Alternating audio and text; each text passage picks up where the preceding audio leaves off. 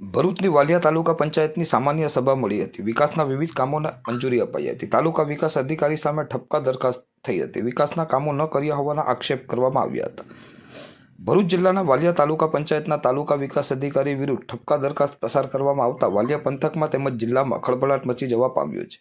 વાલિયા તાલુકા પંચાયતની સામાન્ય સભા પ્રમુખ સીતાબેન વસાવાના અધ્યક્ષસ્થાને મળી હતી, જેમાં વિકાસના વિવિધ કામોને મંજૂરી આપવામાં આવી હતી। જોકે આ બેઠકમાં ટીડીઓ વી.કે. રાવ વિરુદ્ધ ઠપકા દરખાસ્ત પણ પસાર કરવામાં આવી છે। પ્રમુખ સહિત કુલ 13 સભ્યોએ તાલુકા વિકાસ અધિકારી વિરુદ્ધ ઠપકા દરખાસ્ત પસાર કરી છે। ઠપકા દરખાસ્તમાં જણાવ્યા અનુસાર તાલુકા વિકાસ અધિકારીએ ગુજરાત પેટર્ન યોજના અંતર્ગત મળેલ વર્ષ 2021 થી 25 સુધીની એટલે કે સળંગ 4 વર્ષની કુલ રકમ તાલુકા પંચાયત વાલિયાના સમાવિષ્ટ વિસ્તારમાં સાર્વજનિક હેતુએ વાપરવા માટે તેઓ સદંતર નિષ્ફળ ગયા છે।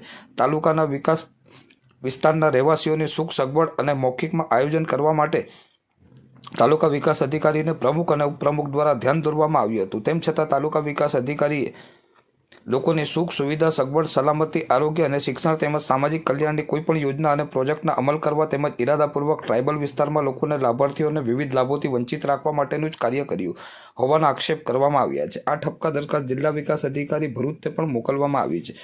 તાલુકા વિકાસ અધિકારી વિરુદ્ધ ઠપકા દરખાસ્ત પસાર થતાં ખળભળાટ મચી જવા પામ્યો છે। અધિકારીઓની મનમાની અને વિવિધ યોજનાઓનો લાભ ન મળે તેવી વૃત્તિ ધરાવતા અમલદારની વાસ્તવિકતા છતી થઈ છે।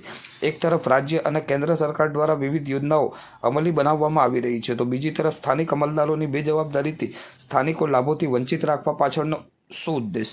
ચૂંટાયેલા પ્રતિનિધિઓએ આ બાબતે ઠપકા દરખાસ્ત રજૂ કરી છે તે સમયોચિત હોવાનું ચર્ચાઈ રહ્યું છે।